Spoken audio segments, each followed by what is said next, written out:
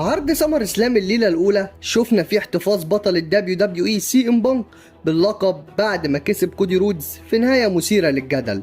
لكن السؤال هو ليه ال WWE قررت تخلي كودي رودز يخسر وايه اللي مستنيه بعد كده؟ فيلا بينا نعرف الأسباب الحقيقية ورا خسارة كودي رودز قدام سي ام بانك في سمر اسلام.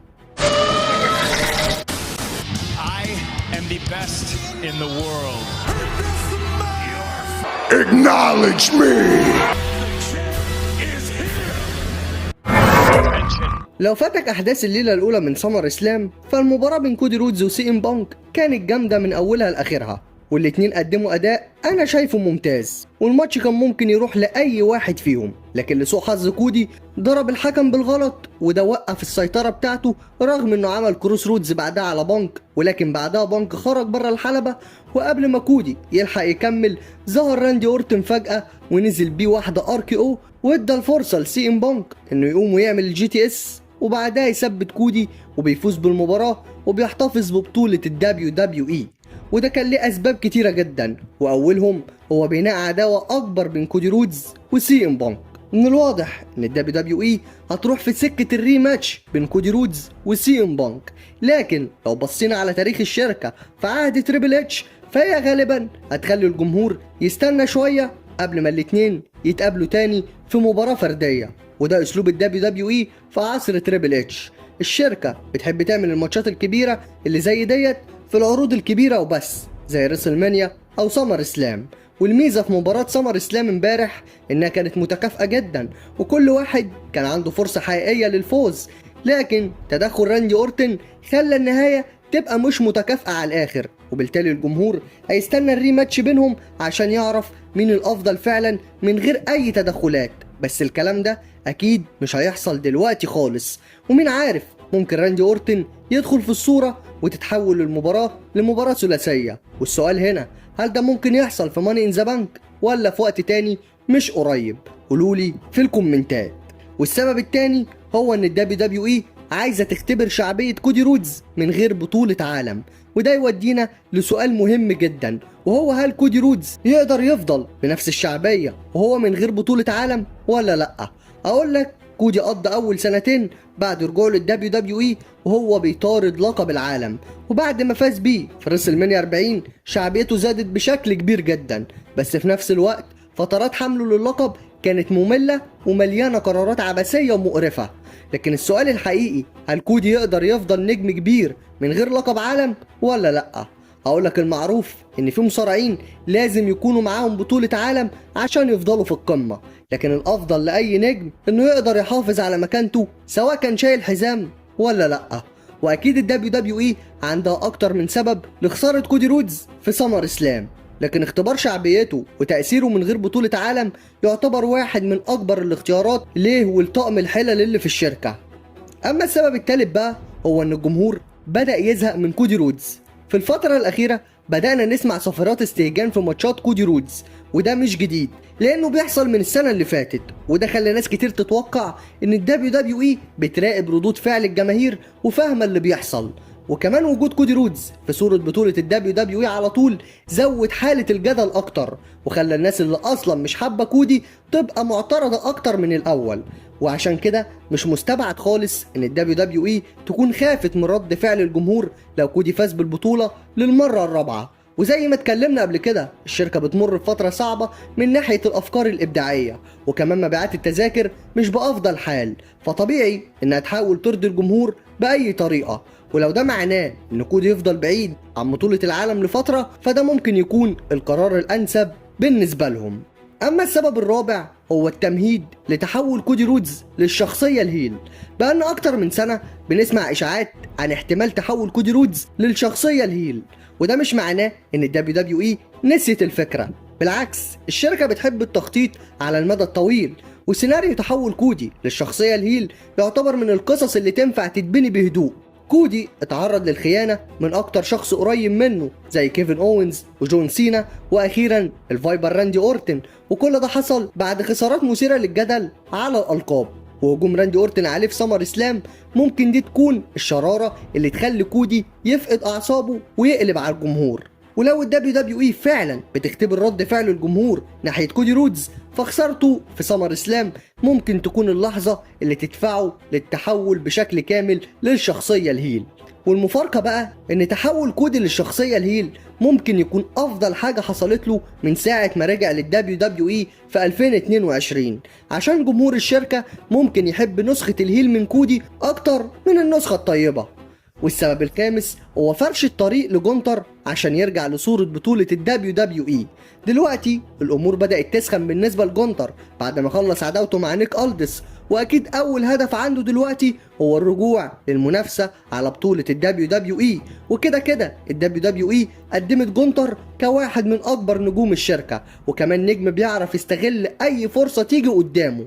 ومع خروج كودي رودز وراندي اورتن بشكل مؤقت من صورة اللقب، فالفرصة بقت اكبر بكتير جدا قدام جونتر. طبعا جونتر مش هيكون الوحيد اللي هيجري ورا سي ام بانك عشان البطولة، لكن خروج اتنين من اكبر المنافسين من الصورة ممكن يكون الفرق اللي يخليه يكسب لقب عالم تاني في الدبليو دبليو اي. والسبب السادس هو ان احتمال نشوف مباراة فاتل فور واي، رغم ان كل المؤشرات بتقول ان الدبليو دبليو اي رايحة في عداوة بين كودي رودز وراندي اورتن، لكن ده ما يمنعش ان الشركة تعمل مباراة رباعية بين سي ام بانك وكودي رودز وراندي اورتن وجونتر. ودي هتبقى فرصة ممتازة جدا تستغل فيها الدبليو دبليو اي شعبية الاربع نجوم دول في نفس الوقت، وفي نفس الوقت تكمل بناء عداوة كودي ضد اورتن، وكمان تمهد لعداوة بين جونتر وسي ام بانك. وسيناريو المباراة ممكن يكون ان كودي وراندي يضيعوا على بعض فرصة الفوز، والسي ام بانك يستغل الفرصة والفوضى ويثبت جونتر ويحتفظ بالبطولة، وبعدها يكمل كودي وراندي عداوتهم، ولكن جونتر يبدأ رحلة جديدة عشان ياخد فرصة تانية على اللقب. والسبب السابع هو إعادة راندي أورتن بقوة بعد غيابه. رجوع راندي أورتن أنا شايف إنه كان مكتوب له بشكل ممتاز جدا، لأنه رجع على طول يدخل في الأحداث بعد فترة غيابه عن الدبليو دبليو إي. راندي اختفى من وقت خسارته قدام كودي رودز في ريسل مانيا 42، والجمهور كان مستني يعرف هيرجع امتى، وانا كنت واحد من اكتر الناس اللي مستنياه يرجع بفارغ الصبر. صحيح ان كام شهر بعيد عن العروض مش هيأثر على شعبية اورتن، لكن الدبليو دبليو اي اختارت افضل طريقة ممكنة لعودته، وهي انه يكلف كودي رودز مباراة بطولة العالم، وده لوحده كفاية يولع العداوة بينهم من جديد، ويخلي جمهور كودي مستني يشوفه وهو بينتقم من راندي. ومتوقع كمان ان الدبليو دبليو اي تفضل تعرض لقطات رجوع راندي طول الاسابيع اللي جايه عشان تفضل تولع الاجواء وتاكد للجمهور ان الليجند كيلر رجع من جديد، وان كودي رودز بيدور على الانتقام. والسبب الثامن هو عنصر المفاجاه في العروض الكبيره. واحده من الحاجات اللي الدبليو دبليو اي زرعتها في جمهورها على مدار السنين هي ان العروض الكبيره زي سمر اسلام وريسل مانيا لازم يحصل فيها احداث كبيره، سواء تغيير بطل او تحول شخصيه او عوده نجم كبير. ورجوع راندي اورتن حقق الهدف ده بالكامل، لانه فاجئ الجمهور وخلى الكل يتكلم عن ظهوره، واكيد هيخلي جمهور الدبليو دبليو اي يتابع عرض سماك داون بانتظام عشان يعرف الخطوه الجايه للفايبر راندي اورتن. والسبب التاسع هو عداوه راندي اورتن وكودي رودز مش محتاجه لقب دلوقتي بالنسبه للشركه. هل راندي اورتن هيحقق لقب العالم رقم 15 في مسيرته؟ لسه محدش يعرف، لكن المؤكد ان عداوة راندي اورتن ضد كودي رودز بتبيع نفسها بنفسها ومش محتاجة بطولة عشان تبقى قوية. الدبليو دبليو اي دايما بتفكر الجمهور ان كودي بدأ مشواره في الشركة وهو تلميذ لراندي اورتن، وبعدها الاتنين مروا بتحالفات وعداوات كتير جدا على مدار السنين. التاريخ الكبير اللي بينهم بيخلي المنافسة دلوقتي واحدة من أكبر ماتشات الأحلام، عشان بتجمع بين أسطورة من أعظم نجوم الدبليو دبليو إي في تاريخها ونجم تاني بيحاول يكتب اسمه وسط الأساطير. ولو راندي أورتن فضل بعيد عن الإصابات فالعداوة ديت تقدر تكمل لحد آخر السنة من غير ما يكون فيه أي لقب على المحك. والسبب العاشر هو احتمال راندي أورتن هو اللي يكسب بطولة الدبليو دبليو إي. رجوع راندي اورتن اكيد هيولع الاحداث، خصوصا بعد غيابه من وقت ريسل مانيا 42 لما خسر قدام كودي رودز، لكنه شط دماغه بعد المباراه وبعدها اختفى لشهور ولسه راجع في سمر اسلام. وفي وقتها كانت الاخبار بتقول ان راندي كان مصاب فعلا، ولو فاكرين قبل ريسل مانيا كانت في اخبار بتقول ان راندي داخل المباراه وهو بيعاني من اصابه وانه ممكن اصلا ما يشاركش قدام كودي. وكانت في اشاعة تانية بتقول ان الخطة الاصلية كانت ان راندي هو اللي يكسب في ريسلمانيا، لكن اصابة ظهره اجبرت WWE تغير السيناريو كله. وده معناه ان فكرة فوز راندي باللقب كانت موجودة من الاساس، ودلوقتي بعد ما رجع وبان انه جاهز للمنافسة ممكن WWE ترجع للخطة القديمة وتخليه يكسب لقب WWE. ولكن الفرق الوحيد دلوقتي هو ان البطل هو سي ام بانك مش كودي رودز. لكن في نفس الوقت الشركة لازم تكون حذرة، لان لو راندي اتصاب تاني وهو بطل ساعتها هيضطروا يعلنوا عن بطل مؤقت او يعملوا بطولة لتحديد بطل جديد. وعشان كده ممكن يكون الافضل دلوقتي ان عداوة راندي وكودي تستمر من غير اي القاب، خصوصا ان اخر غياب مؤكد لراندي بسبب الاصابة استمر حوالي 18 شهر. والدبليو دبليو اي دلوقتي في موقف امن من ناحيه راندي اورتن، ودلوقتي الشركه تقدر تعمل عداوه كودي وراندي بالطريقه اللي تناسبها، عشان هي عارفه ان لو راندي تعرض لاصابه تاني تقدر تخرجه من العروض بسهوله من غير ما ياثر على بطوله الدبليو دبليو اي او الخطط الرئيسيه. والسبب ال11 هو ان كيفن اونز ممكن يدخل في عداوه مع سي ام بانك. في اخبار كتير جدا بتقول ان كيفن اونز هيرجع قريب بعد عملية الرقبة اللي عملها السنة اللي فاتت. وكمان في كلام ان الدبليو دبليو اي بتفكر تعمل مباراة بين كيفن اونز وسي ام بانك. ومن اول الاشاعات المنتشرة دلوقتي، وخلوا بالكم انها مجرد اشاعات، هي ان كيفن اونز اول ما يرجع هيهاجم سي ام بانك عشان ينتقم لصاحبه سامي زين بعد اللي حصل بينه وبين سي ام بانك. صحيح ان المنطق هنا في شوية تناقض غريب، عشان كيفن اونز نفسه كان حاول يقضي على سامي زين قبل ما يغيب بسبب الاصابة، لكن كلنا عارفين ان الدبليو دبليو اي مش دايما بتمشي بالمنطق.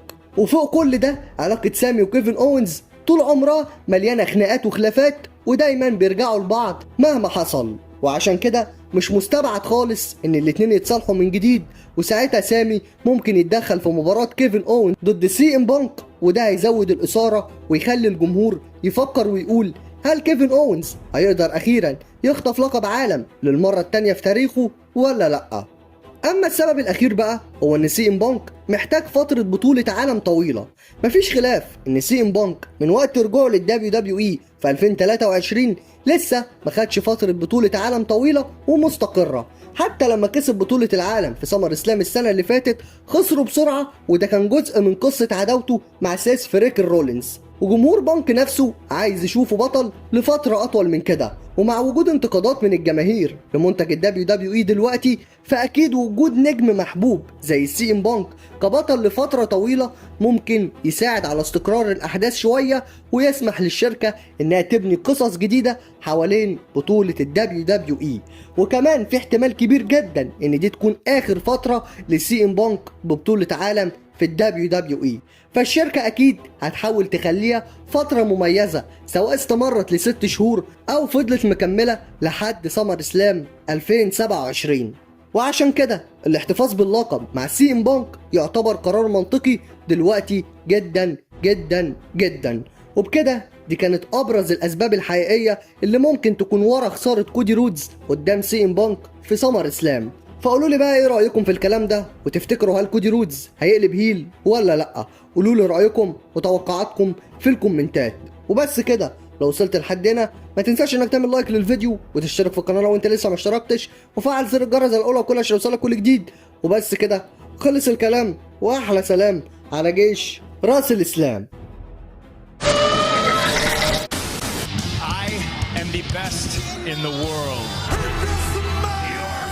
Acknowledge me.